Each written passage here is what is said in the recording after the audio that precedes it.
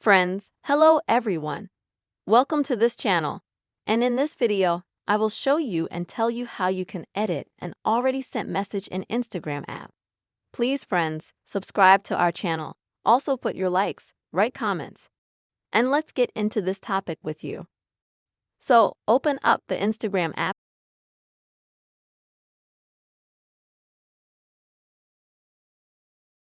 Go to the messaging section and write some message that you want or you've already written it.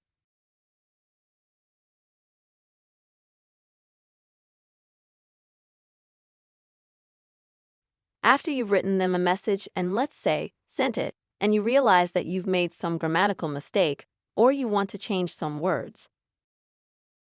To do this, you need to edit the message. To do that, you click on it and hold it down, and you'll get a little menu like this. And here you select Edit. And as you can see,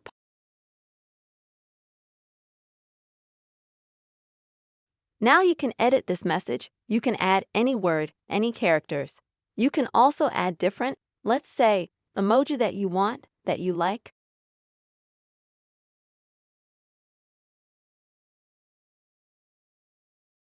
And after that, click Send again.